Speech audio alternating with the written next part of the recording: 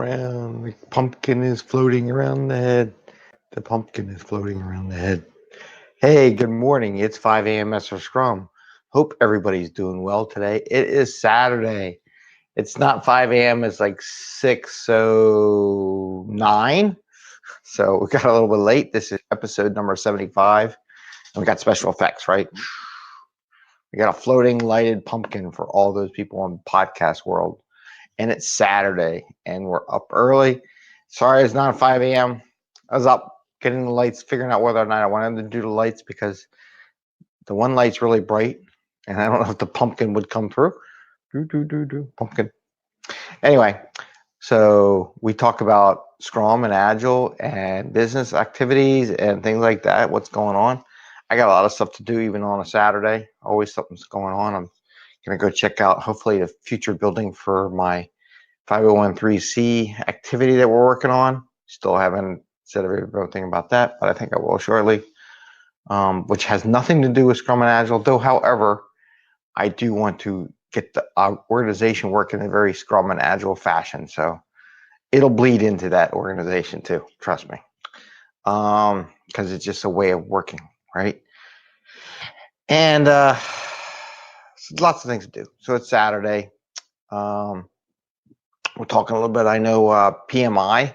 Some people in Agile like Eagle PMI. They're doing their convention here in Philadelphia this weekend. I'm going to try to go there. I'm not going to spend thousands of dollars to go to the conference itself, but I'm going to go walk around, see all the vendors. I'm going to go see what's there, right? Gotta go. It's in my town. If it's in your town, you don't go, then you have issues, right? So I got to tell my wife that I got to go. She would be happy, but I'm going to go to it. Anyway, so the pumpkin, right? We always talk about the talking stick because it's floating. Changing things up. The reason why I have this, I was pulling out the Halloween decorations for our house.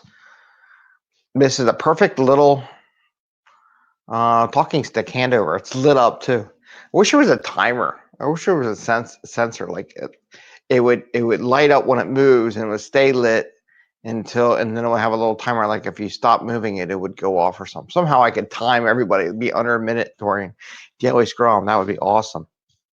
I was thinking the hot potato game.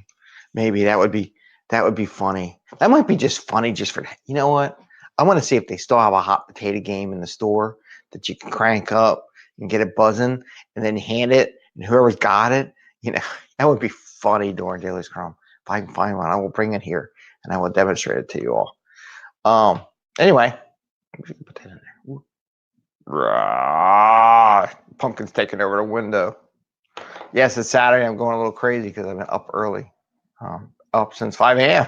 actually, just doing stuff around the house. So I want to talk about two things. I'm going to talk something about like PMP related, but I also want to talk about or PMI related, PM project related, but I want to talk about the giant backlog. So, I always hear about teams, they want to expand, hire more people. It's going on everywhere. We got all this work to do. And there's this giant backlog. I was having a conversation the other day, and a person was talking about having 1,000 points worth of backlog, and we can only do like 300 points. Let's say like 200. Let's say 200 points in a sprint, or not a sprint, like a PI. We're gonna do about 200 points worth of work. We have 1,000 points in the backlog. From an Agile coaching perspective, and this is the beauty behind Agile and Scrum and what we do. Like if you can do, say, 200 points API and you have 1,000 points worth of work, that math is so simple. It's like, how long will it take you to do this? Well, I have 1,000 points of backlog. I can do 200 points. So it'll take me 5 quarters to do it. It'll take me a year to get that work done. That's the math. Like, it's very easy to project how much work you're going to do. And as you more points, you figure you could lay out your path forever, right? And the question is, you got to look at a couple things. One, how old are these ideas? Have they been sitting around for multiple years, right? and they're just old. So they probably don't, a lot of them might not have any value. They're just sitting in there, just don't have any value. Or are they new work or work that's very valuable that the organization needs to go take a look at, right? And you need to do that, everyone. As an organization, product owners, we talked about product owners, architecture yesterday, but a couple of days ago, we were talking about product owners. Product owners in the business and the management staff for the IT group need to look at this backlog and just go off every once in a while and just look at it and just say, how old is this stuff? Is this stuff we really want to do? Does this really have value? And you do that outside the team. You don't need the team to do that. I'm telling you now. And this is what I think a lot of organizations don't do, and it's really not in any of the books. SAFe kind of tries to do it where they have a big area up top where the management, the portfolio level are looking at the overall business, right? But I really do believe it's important that the management staff of the IT department or whoever department's doing this work, right? Whoever the managers are, the people working, and like I said, you can do this thing in a pizza joint if you really want to. The product owners and the business need to get together and maybe have a couple Scrum Masters, because Scrum Masters are probably pretty good fit. I would bring an Agile coach to be a facilitator, right? And have that discussion. What's good? What's really value? What has real value in our backlog? And have an honest conversation. When you can't have this honest conversation, like you're afraid of conflict, it's going to be very hard. I've met organizations, and it was funny. I told the manager, I said, this organization is like terrified of conflict, and they just run away from conflict. And he's like, well, the last people we had to analyze our group, that's what they said too. I was like, see, high paid consultant. I can see exactly what the high paid consultant's telling you. I was like, yeah, he's right. So that was fun. It was great being validated on that one. I knew there was something wrong. However, so go back to this. So you need to look at your backlog. There's a couple of solutions to that, right? You can hire more people. So I got this giant backlog, and I hire more people. So, or don't run your business the way you're running it. A lot of times when you have that giant backlog and it's backing up, what that tells me is you're not really running Scrum and Agile correctly, and it's kind of wrong. And one of the avenues, so let's say you have a combination thing. One, I would check the feature backlog for age and whether or not it's still valuable, so you can get a real good grip on what really needs to be done. So do you really need to hire a bunch of more people? Two, definitely not running Agile, right? So if I were to instead of peppering teams with people, I mean, you could do that for a little bit. Maybe you form a new team, okay? Or take a couple people out of those other groups that exist because they're not performing well as it is anyhow. So I don't think it's really going to help. But the people that are really good and that understand Agile and seem to like Agile, ask some volunteers, like 2 or 3, and get there. And then you build another team on top of that. So you have this team over here that you just formed. Don't run it the way you are currently running your operations. Don't run it where managers tell things to do things. Run it pure Agile, pure Scrum. Start with a pure Scrum mod, get that. So you have that. So when you add the group on it, they accelerate really fast and quickly. Do not run them the way you're currently running your organization, because the reason why you have that giant backlog is nobody in your organization has been able to get the work out fast as the business needs it.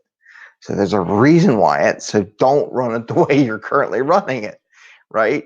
Whether you're doing waterfall before or you're doing Agile, quasi-Agile now with Agile in name, don't run that new team the way you currently do. Run it in a pure Agile, Scrum-like fashion and let it take off. And you'll get a lot of work out of that team. So I think if you did that, not only when we talked about the 50% and get the other people, I think you'll double, triple the production out of that new team. That's my take on it. But I would recommend you do that. Do not combine it and run it the way you run all the other organizations, because that is not working. Okay, you have to stop, right? I had said stop to a couple managers before, and they just look like, what do you mean stop? I'm like, it's like, you're going to have to hire 1 million people to take care of this backlog, right? Because the other thing is you can take it and you can work in parallel. Then you got to start thinking you got two teams. Maybe you hire two brand new teams and they can work in parallel. And instead of taking a whole year, a real long year, which I'm showing like a real long year, you get this two new teams you just hired because you got like, a whole year's worth of backlog and you foresee a continuing improvement of this work or transforming how you want to run your business to do that. Here in episode 75, we're at the 10-minute mark, so I want to jump to my other topic before we go. But this 5 a.m. Mester Scrum, please like and subscribe. We always have little Scrum ideas. And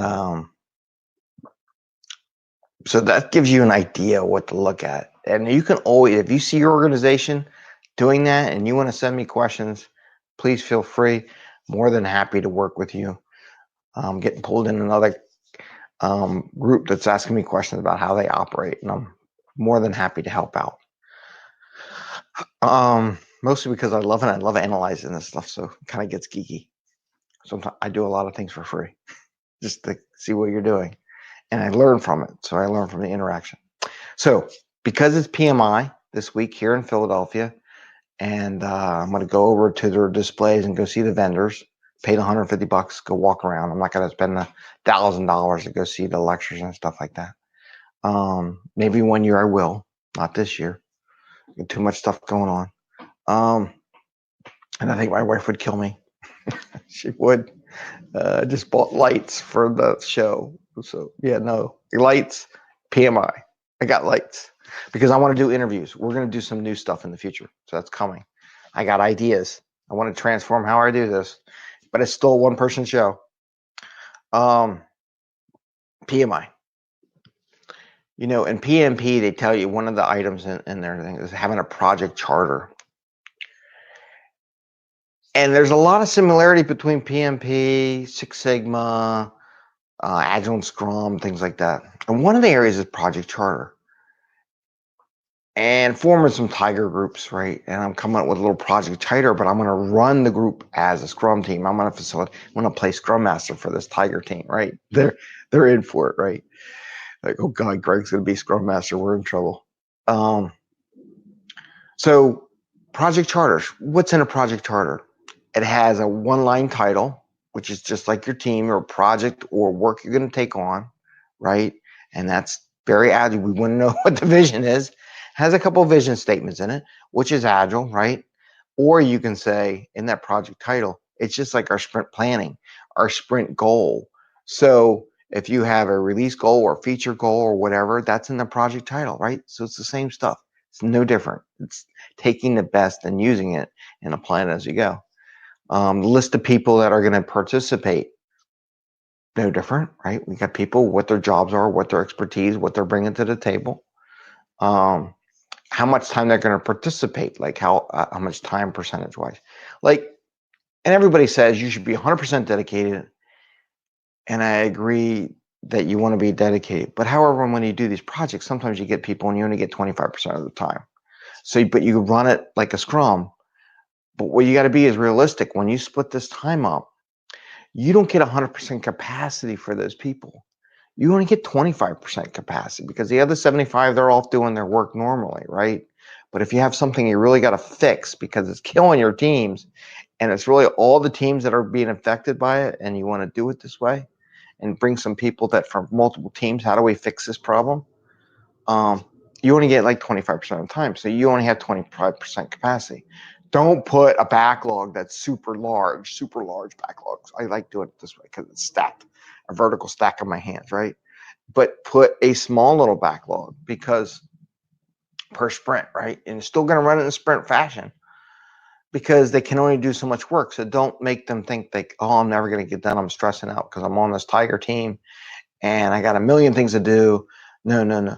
We're going to work in a sprint. We're going to do a 2-week thing or a 1-month thing, depending how often you do it. And say, in this 2 weeks, we just want you to do like one thing. That's all it is. One thing during that sprint, maybe 2. That's it. Don't do any more. And when you get done, you're good. Go do your other work. We'll come back. We'll figure out what we can do. So as the people, how much time they have, how often they meet, maybe like they have a group meeting. I don't think they're going to do a daily sprint, but maybe they do it every couple days. maybe twice a week. And then they do a demo every week to what we would call the manager or a sponsor. So Agile likes having sponsors too. Anytime you do work and you do work in an Agile fashion, it's really good to have a sponsor who promotes and backs you and protects you. So part of the sponsorship job is to protect the team.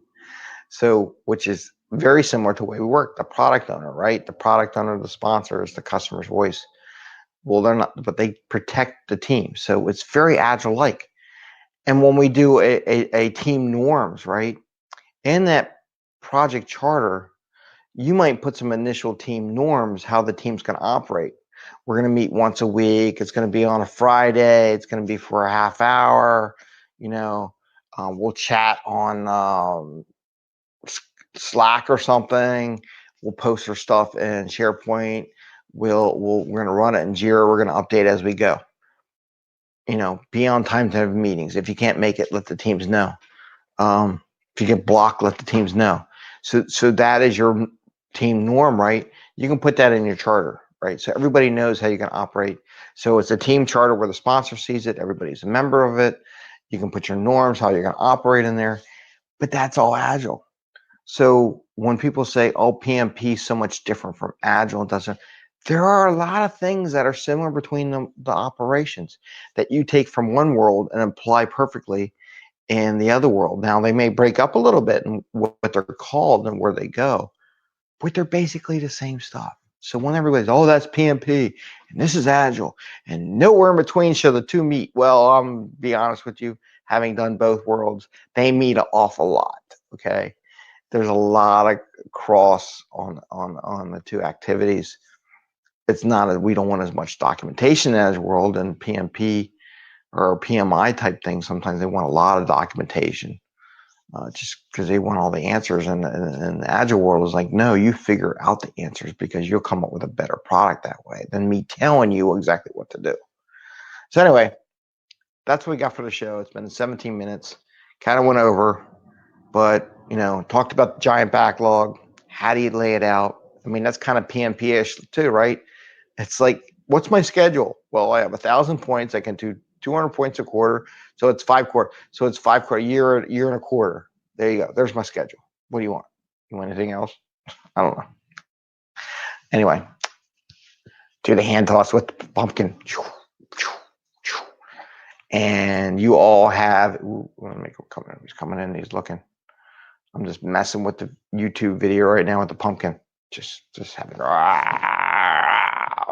Now, as we close out on our video, hey, it's 5am Mester Scrum. Please like and subscribe. Thumbs up. Here you go. He's got a little thumb. Yeah, thumbs up on 5am Mester Scrum. I got the pumpkin with my thumbs up thing going on here. Thumbs up. I'm getting goofy. It's Saturday. It's great. I don't have to go to work today, but however, I got all this stuff I want to do. So please like and subscribe, share with other people. I'm going to post some more stuff, content up, try to split up a lot of things, get my office set up so that we have that ready to go. And you all have an awesome weekend. Happy Saturday. Take care. Bye. Bye. Bye, Eddie. Good morning, Eddie.